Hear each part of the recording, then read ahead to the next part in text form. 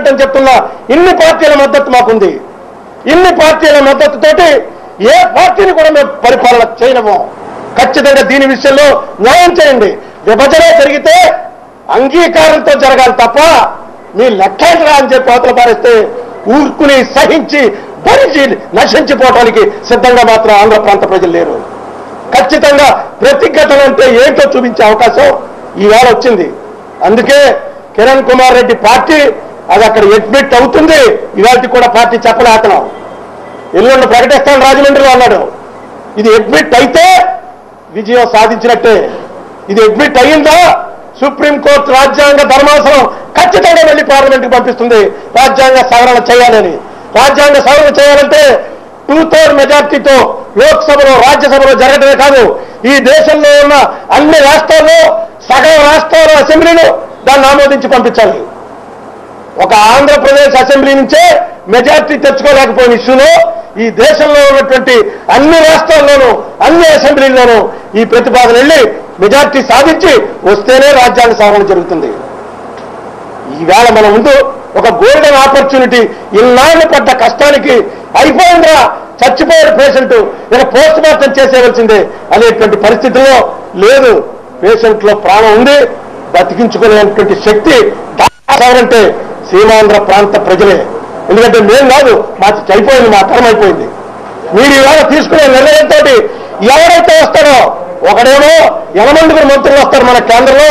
Agriculture special budget, railway స్టేట్కు special budget, లేబర్కు special budget అని ఒక ఆయన చెప్తుంటే ఇంకొక ఆయన అయిపోయింది పునర్నిర్మాణం, నేను బాగా కడతాను, నేను మంచి తాపీ మీద నేను బ్రహ్మాండంగా కన్స్ట్రక్షన్ చేస్తాను, నాకు అవకాశం ఉంది ఒక ఆయన చెప్తుంటే ఓడిపోయిన జనం, తల్లిని కోల్పోయిన జనం ఏడుస్తూ కూర్చోవాలా?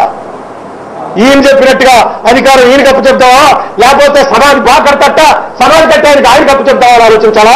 ఎవరా మనం చంపేవాడు? మా ఓటుకి వాల్యూ లేదా? ఈ దేశం కోసం స్వాతంత్ర సమరం నుంచి లెక్కలు చూసుకోండి. ఈ ప్రాంత ఆంధ్ర ప్రాంతం, సీమాంధ్ర ప్రాంతం, ఈ ప్రాంత ప్రజలు చేసినటువంటి త్యాగాలు అలాంటివి. ఎన్ని కష్ట నష్టాలకు వచ్చారు, ఆస్తులు పోగొట్టుకున్నారు, ధనం పోగొట్టుకున్నారు, ప్రాణాలు పోగొట్టుకున్నారు. ఈ దేశం మాదిరి నిలబడ్డటువంటి వాళ్ళు ఈ ప్రపంచంలో ఎవరైనా ఉంటే ఆంధ్ర ప్రాంతం వాళ్ళు భారతదేశానికి నిలబడ్డట్టుగా ఇంకెవరు నిలబడలే. మొన్న చూశాను హిస్టరీలో 1913లో బాపట్లలో మీటింగ్ చేసి ఆంధ్ర రాష్ట్రం ఏర్పడాలి అని తీర్మానం చేస్తుంటే ఒక ఆయన లేదు చెప్పాడు, భారతదేశ స్వాతంత్రం కోసం ఇంత తీవ్రంగా ఉద్యమం జరుగుతుంటే ఇప్పుడు మనం వేరే అనేటువంటి ఫీలింగ్ ఎందుకు ఇవ్వాలి? తీర్మానం చేయకండి, ఓన్లీ ఒక రికమెండేషన్ చేయండి అంతే. తీర్మానం చేస్తే మనం వేరు అనే ఫీలింగ్ వస్తుంది బ్రిటిష్ వాళ్ళకి అని. ఆ రకమైనటువంటి కమిట్మెంట్తో నడిచిన మనకి ఇదా శిక్ష?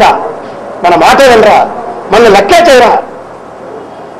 ఖచ్చితంగా ఆ బాధ, ఆ రోజున మేము పడ్డ బాధ, ఆ రోజున సెంట్రల్ హాల్లో కూర్చుని కనీసం లోపల ఏం జరుగుతుందో చూద్దామంటే టీవీలు కూడా కట్టేసి స్మగ్లింగ్ చేసేవాళ్ళు, నల్ల వ్యాపారం చేసేవాళ్ళు, బంగారం దొంగతనంగా తీసుకొచ్చేటువంటి వాళ్ళు, డ్రగ్ మాఫియా నడిపేవాళ్ళు ఏ రకంగా ప్రవర్తిస్తారో ఆ రకంగా బయట ప్రపంచానికి తెలియకుండా శబ్దం లేకుండా ఒక రాష్ట్రాన్ని చంపేసేటువంటి ప్రయత్నం చేశారు. దీనిని ప్రతిఘటించి తీరాలి, వ్యతిరేకించి తీరాలి. వ్యతిరేకించేటువంటి అవకాశం కోసమే కోర్టు ఏం చేస్తుందా అనేటువంటి వెయిటింగ్లో ఉన్నాం. కోర్టు అడ్మిట్ చేసింది, కోర్టు నోటీస్ ఇచ్చింది. కోర్టు నోటీస్కి గవర్నమెంట్ ఇవ్వాలి. గవర్నమెంట్ ఇచ్చిన దాంట్లో ఏమి ఇస్తారో ఆల్రెడీ కపిల్ సిబాల్ గారు అక్కడ చెప్పాడు. మీరు ఏం చెప్తే అది చేస్తామని ఇస్తారు. మేము చేసింది రైట్ అని చెప్పడానికి లేదు వాళ్ళ దగ్గర. మీరు ఏం చెప్తే కోర్టు వారు ఆదేశిస్తే అదే చేస్తాం. ఎందుకంటే ఈయనదేం పోయింది, ఈయన గవర్నమెంట్ ఎలా రావట్లేదు. రేపు అందరికీ తెలుసు ఆ సంగతి. వచ్చే గవర్నమెంట్ చేస్తుందని బాగట్టు తన్నాడు, మీ గవర్నమెంటే కదా మీరే చేయండి అని. వీళ్ళు మాకెందుకు రా బాబు, మాకు అప్పుడు సపోర్ట్ ఉండదని ఇప్పుడే చేసేద్దామని వీళ్ళు అడిగారు. ఎలా చేస్తారో చూస్తామని మిగతా అన్ని పార్టీలు అడ్డంగా నిలబడ్డారు. బహుశా ఇన్ని రాష్ట్రాలు ఏర్పడ్డాయి కానీ ఒక్కసారి పార్లమెంట్ రికార్డులు తిరిగిస్తే ఒక రాష్ట్రం ఇంత అఘాయిత్యంగా, ఇంత అన్యాయంగా ఇలా జరగటం ఎప్పుడు చూడలేదు. నేను ఎంపీగా ఉండగా ఇలాంటివి జరగటం ఇది నా పర్సనల్ దురదృష్టం. అంతే, నా జాతకం బాగోలేదేమో అనుకున్నాను అంతే. నేను అడిగాను, నేను మూవ్ చేశాను నో కాన్ఫిడెన్స్ మోషన్ మూవ్ చేసిన వాళ్ళు ఎవరు అంటే నేను లేచి నిలబడతాను. ఒక్కసారి స్పీకర్ గారికి ఎందుకు మూవ్ చేశామని అడిగితే 5 నిమిషాలు మాట్లాడతాను. మా వాళ్ళందరినీ ఒప్పించాను. హర్షకుమారు, లగడపాటి, రాయపాటి, సబ్బవారి, సాయి ప్రతాప్ అందరూ ఒప్పుకున్నారు నువ్వు ఒక్కడికి ఛాన్స్ తీసుకుని మాట్లాడని. అడిగాను మా కాంగ్రెస్ హైకమాండ్, దానికే రేపు పెడదాం ఉన్నారు. మరోనాడు అడిగాను, తెలంగాణ వాళ్ళు ఒప్పుకోవట్లేదు, అనవసరం గొడవ ఎందుకు వస్తున్నారు. పార్లమెంట్లో వచ్చినటువంటి ఒక హక్కు ప్రకారం అంతకుముందు 0 ఓవర్లో మాట్లాడడానికి ప్రయత్నిస్తే అడ్డంబడి పెద్ద గొడవ చేసి మాట్లాడడానికి ఇతర మాటలు ఈ లోక్సభ వినకూడదు, ఈ పార్లమెంట్ వినకూడదు అని నోరు ముగించేశారు. ఈవేళ ఇంత గొడవ జరుగుతుంటే నో కాన్ఫిడెన్స్ మోషన్ పెట్టినటువంటి వాడు మాట్లాడేటువంటి హక్కు నేను ఉండి తెలిసి రాజ్యాంగపరంగా నాకు ఇవ్వాలని తెలిసి వాళ్ళు వద్దంటున్నారులే, ఎందుకు ఇప్పుడు అనవసరం గొడవ అని అన్న తర్వాత ఏం భావన కలుగుతుంది? అత్యంత దురదృష్టకరమైనటువంటి ఫేజ్ నుంచి బయటకు వచ్చాం.